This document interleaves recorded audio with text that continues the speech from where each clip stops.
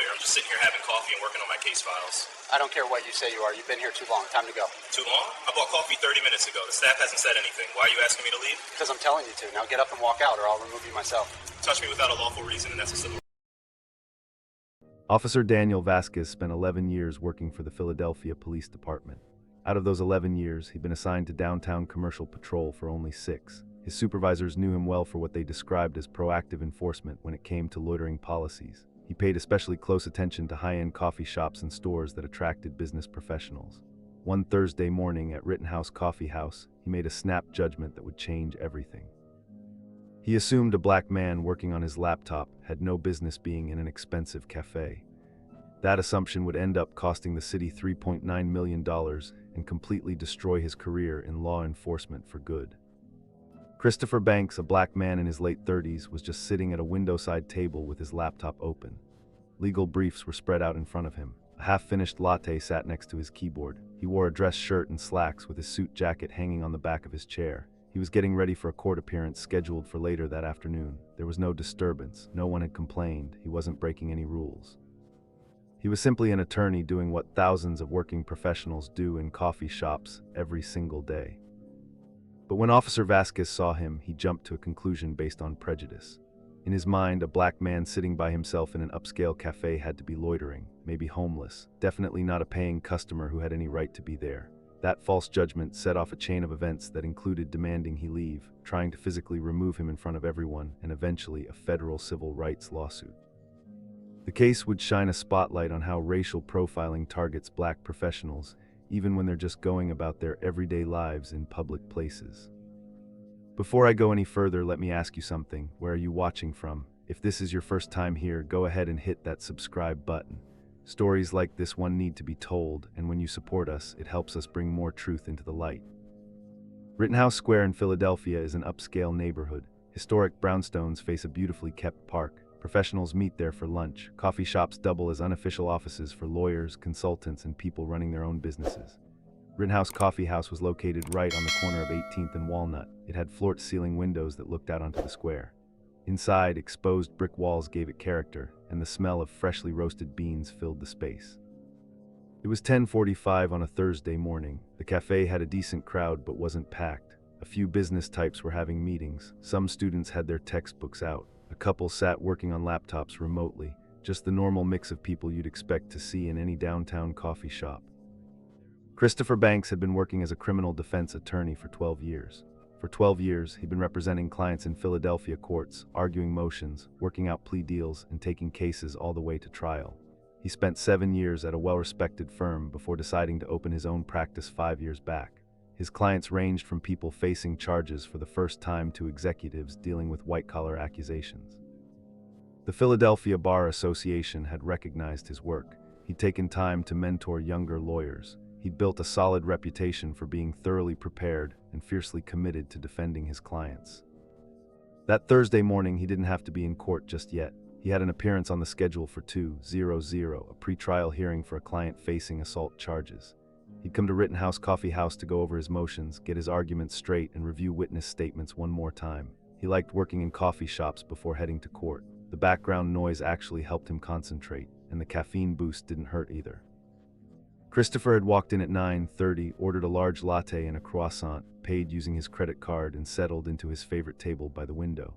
He spread his files out, opened his laptop, and got down to work. He'd been there a little over an hour, completely focused on his preparation, taking occasional sips of his coffee. He was doing exactly what he did several times a week. Exactly what dozens of other professionals in Philadelphia did every single day, working in a coffee shop, paying for a drink, and not bothering anyone. But to Officer Daniel Vasquez, none of that made any difference. Daniel Vasquez joined the Philadelphia Police Department 11 years earlier, right after completing 4 years of military service. His training officers noticed his discipline and how much attention he paid to details, but they also picked up on how rigidly he interpreted the rules. He spent his first 5 years bouncing between different assignments: traffic enforcement, neighborhood patrol, security at special events. When he moved to downtown commercial patrol 6 years ago, his approach started raising red flags almost right away. In those 6 years working the downtown area, Vasquez racked up 14 complaints. 12 of them involved Black or Latino individuals being questioned, asked to leave, or physically removed from businesses where they had every legal right to be. There was a Black woman he asked to leave a bookstore because she looked suspicious to him, even though she was a regular customer. A Latino teenager he removed from a restaurant because he assumed the kid couldn't afford to eat there, even though the teenager had just ordered food. A Black man he questioned in a hotel lobby, demanding proof that he was actually a guest, despite the man having a room key. An elderly Black woman he asked to leave a department store because he thought she was loitering when she was really just waiting for her daughter. Every single complaint got reviewed. Every single complaint got closed with the same kind of bureaucratic language. Officer was enforcing business policies. Actions were within discretion. Recommend additional training on community engagement. Vasquez went to the trainings, he sat through the workshops, and then he kept right on seeing Black and brown people as automatically suspicious. He kept assuming they didn't belong in upscale spaces. He kept using his authority to force them out. That Thursday morning, Vasquez was walking his usual route through Rittenhouse Square when he glanced into the coffee shop. He saw Christopher sitting at the table by the window, surrounded by papers, focused on his laptop. Vasquez's brain didn't register attorney preparing for court. It registered Black man taking up space. Someone who'd probably been sitting there way too long. Someone who probably bought one cheap coffee hours ago and was now just loitering. Someone who didn't fit what he thought the typical Rittenhouse customer looked like. He walked into the cafe, his hand resting near his belt, his eyes locked on Christopher. Let me ask you something. Do you think officers should be allowed to question paying customers in businesses when the staff hasn't even complained? Drop your answer in the comments below. Christopher was deep into reading a witness statement, making notes in the margins, when he felt someone standing close to his table. He looked up and saw a police officer. His first thought was that maybe something had happened outside, an accident or some kind of incident in the square. Officer, is everything all right? Vasquez's tone came across flat, commanding. How long have you been sitting here? Christopher blinked, confused by the question. I don't know, maybe an hour. Why? What's going on? You need to make a purchase or leave. Christopher gestured toward his nearly empty cup and the crumpled pastry wrapper. I did make a purchase. I bought coffee and a croissant when I got here. Vasquez looked at the cup with skepticism. That was an hour ago. You can't just sit here all day. Christopher felt the first wave of frustration building. All day, I've been here an hour, and yes, I can sit here. I'm a paying customer. I'm working. Working on what? Christopher's frustration grew. Does it matter? I'm sitting in a coffee shop working on my laptop like dozens of other people in here. Why are you questioning me? Because you've been here too long, taking up space. Too long? Christopher looked around the cafe. Half the tables were empty. The people at the other occupied tables had laptops out, books spread across surfaces, clearly settled in for long stays. No one else was being bothered. Officer, I'm a paying customer. I haven't violated any policy. The staff hasn't asked me to leave. Why are you targeting me? Vasquez's expression hardened. I'm not targeting anyone. I'm enforcing loitering policies. Loitering? I bought coffee. I'm sitting at a table. How is that loitering? You need to leave now. Christopher's voice rose slightly, disbelief breaking through his professional composure. I'm a lawyer. I'm sitting here having coffee and working on my case files. Vasquez's tone turned cold, dismissive. I don't care what you say you are. You've been here too long. Time to go. Christopher couldn't believe what he was hearing. The randomness of it, the targeting, the assumption that he specifically didn't belong. Too long. I bought coffee 30 minutes ago. The staff hasn't said anything. Why are you asking me to leave? Vasquez moved closer to the table. Because I'm telling you to. Now get up and walk out or I'll remove you myself. The cafe had gone quiet. Other customers were watching now. A young white woman at the next table already had her phone out, recording. A man in a business suit near the entrance had stopped mid-conversation, staring at what was unfolding. Christopher looked at the officer, then at the other customers who'd been sitting just as long or longer. None of them were being asked to leave. He looked at his case files spread across the table, his laptop open to legal documents, his bar association card visible in his wallet sitting beside his phone, and he understood exactly what was happening. This isn't about how long I've been here, Christopher said, his voice steady but filled with controlled anger. This is about what I look like. You walked in here, saw a black man, and decided I didn't belong. Vasquez's face flushed red. I'm asking you one more time, get up and leave. No. The word hung in the air, simple, defiant, necessary. Excuse me. I said no, I'm a paying customer. I haven't violated any rule. I haven't disturbed anyone. I'm not leaving because you've decided, based on nothing but bias, that I don't belong here. Vasquez reached for Christopher's arm. Then I'm removing you. Christopher pulled back instinctively. Don't touch me. I haven't done anything wrong. The cafe manager, a young white man named Tyler Morrison, rushed over from behind the counter. Officer, what's going on? Is there a problem? Vasquez gestured toward Christopher. This man has been loitering. He needs to leave. Tyler looked confused. Loitering? He's a regular customer. He comes in here all the time. He bought coffee this morning. He's not bothering anyone. Vasquez's jaw tightened. He's been sitting here over an hour. Tyler glanced at the other customers, several of whom had clearly been there longer. So have other people. We don't have a time limit. As long as customers buy something, they're welcome to stay and work. That's literally our business model. I'm enforcing loitering policies. There is no loitering. Tyler's voice was firmer now. He's a customer. He paid. He's welcome here. I'm asking you to leave him alone. Vasquez ignored Tyler and looked back at Christopher. Last chance. Get up, or I'll arrest you for trespassing and disorderly conduct. Christopher stared at him, rage and disbelief battling in his expression. Trespassing in a business where the manager just said I'm welcome. Disorderly conduct for sitting quietly at a table. Do you hear yourself? Get up now. The woman recording spoke up, her voice shaking slightly. This is insane. He hasn't done anything. Why are you doing this? Vasquez whirled on her. Ma'am, put that phone down and mind your business. This is my business. We're all watching you harass someone for no reason. Other customers were pulling out phones now. Multiple people recording, multiple witnesses. Tyler stepped between Vasquez and Christopher. Officer, I'm the manager. I'm telling you officially that this customer is welcome in my establishment. He has not violated any policy. If you remove him, you're violating his rights and mine. Vasquez's face was red now, whether from embarrassment or anger it wasn't clear. Step aside, sir. I will not. You need to leave my cafe now. Are you obstructing a police officer? I'm protecting my customer from harassment.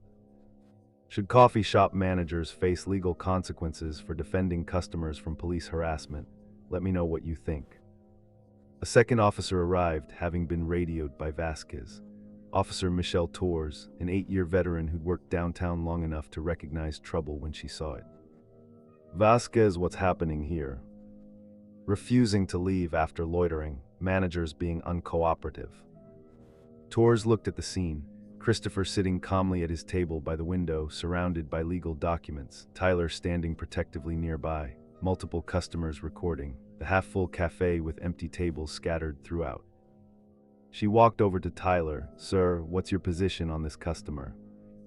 Tyler didn't hesitate. He's a regular. He bought coffee. He's welcome to stay as long as he wants.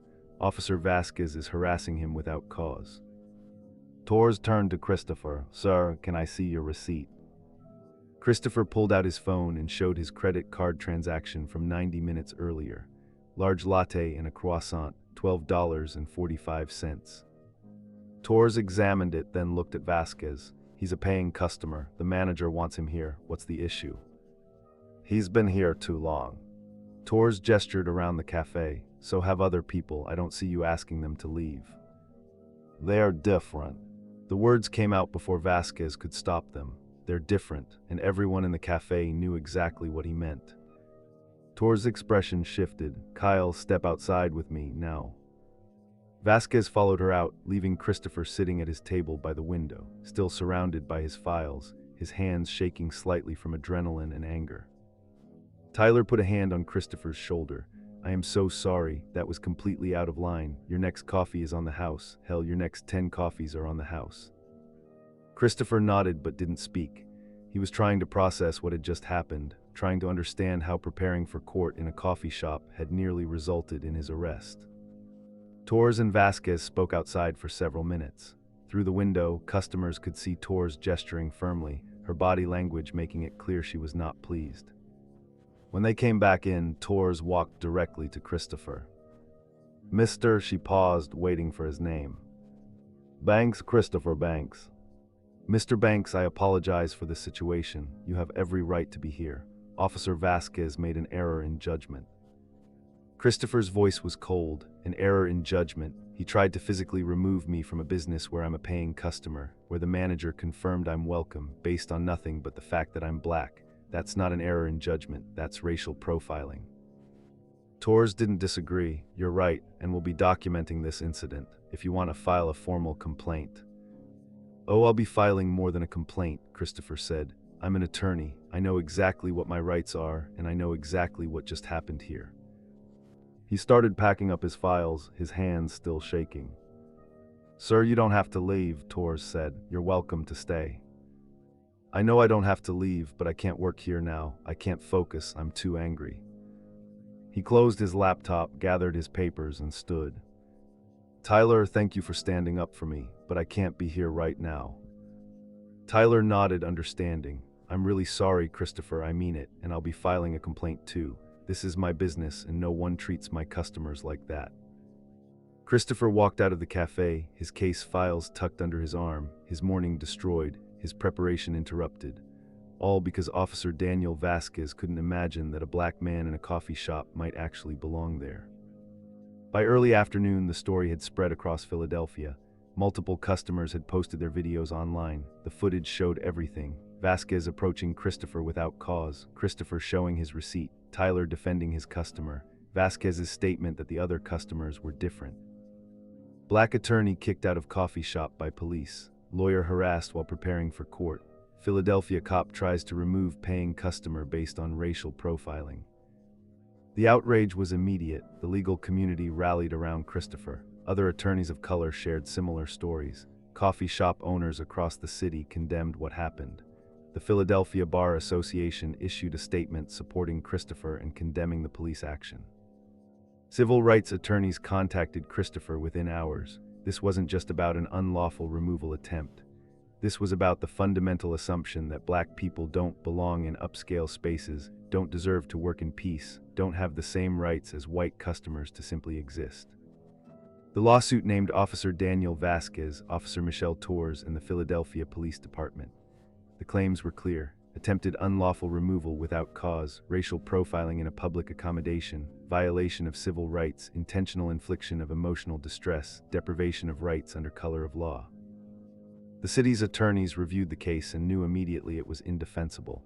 Video evidence from multiple angles showed everything. Christopher as a paying customer, Tyler confirming he was welcome, Vasquez attempting removal anyway. Vasquez's own words, they're different. The city settled within 10 months, $3.9 million. Christopher donated a portion to organizations fighting for equal access to public spaces and supporting attorneys of color. Officer Daniel Vasquez was terminated 13 weeks after the incident. The termination letter was direct and final. Officer Vasquez attempted to remove a paying customer from a business based solely on racial bias. Despite confirmation from the business manager that the customer was welcome, and despite the customer providing proof of purchase, Officer Vasquez persisted in harassment. His actions violated department policy, state law, federal civil rights protections, and the basic principles of equal treatment. His employment is terminated immediately. Vasquez's name went into the National Decertification Index. His law enforcement career ended permanently. He attempted to appeal. The union initially supported him, but withdrew once the videos went viral and the legal community mobilized. Vasquez issued a brief statement: "I made a serious misjudgment. I allowed my perception of the situation to override the facts. I apologize to Mr. Banks and take full responsibility." No one cared. The Philadelphia Police Department faced intense scrutiny. How had Vasquez, with 14 complaints involving racial profiling in commercial spaces, remained on patrol? Why had supervisors ignored the clear pattern? What training existed to prevent officers from targeting people of color in public businesses? Internal Affairs launched a comprehensive review. The findings were predictable: complaints filed but not seriously investigated, training completed but not internalized, officers who saw black people in upscale spaces as inherently suspicious rather than as customers with equal rights. Reforms were announced: mandatory training on racial bias in commercial enforcement, prohibition on questioning paying customers without business owner complaints, real-time body camera review for all public accommodation incidents, community oversight with enforcement authority. Christopher Banks became an advocate, speaking at police reform hearings, community forums, and bar association events. His message was unwavering. I'm a lawyer, I've argued in front of judges, I've defended people's constitutional rights, and I was nearly arrested for drinking coffee while black, for working while black, for existing in a space where Officer Vasquez decided I didn't belong. That's not policing, that's enforcement of segregation with a badge. He paused during one particularly powerful speech, his voice thick with emotion. Every black professional I know has a story like this, being followed in stores, being questioned in hotels, being asked to leave restaurants. We achieve, we succeed, we earn our place, and still we're treated like we're trespassing in spaces we have every right to occupy. The audience was silent. This wasn't just bad policing. This was a window into how racial bias polices space itself. Officer Vasquez didn't see an attorney preparing for court. He saw a black man and immediately assumed he didn't belong, couldn't afford to be there, must be loitering. He couldn't imagine that a black man might be a lawyer. He couldn't imagine that success and black skin coexist in upscale spaces. He couldn't imagine that the coffee shop, like all public accommodations, belongs to everyone equally. His bias was so embedded that he ignored the receipt, dismissed the manager's confirmation, and attempted to physically remove a paying customer. All because his worldview said black people don't belong in Rittenhouse Square coffee shops. Systemic racism operates through assumptions about who belongs where. It's the belief that black people in nice spaces must be questioned. It's the refusal to see us as customers, as professionals, as people with the same rights as everyone else. It's the weaponization of police authority to enforce informal segregation. Daniel Vasquez's career is over. That's justice. The city paid $3.9 million, that's accountability. But money and terminations don't undo the violation. They don't erase the humiliation of being told to leave a place where you have every right to be. The real question is, what changes now? Do departments finally understand that black professionals have the same right to work in coffee shops as anyone else? Do they finally train officers that paying customers can't be removed based on skin color? Do they finally accept that profiling in public spaces isn't law enforcement, it's discrimination with a badge?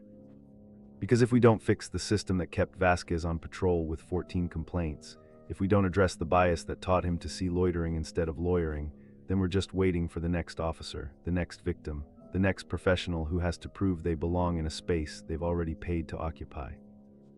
Comment if this should be law. Any attempt to remove a paying customer from a business without owner complaint triggers automatic investigation and suspension.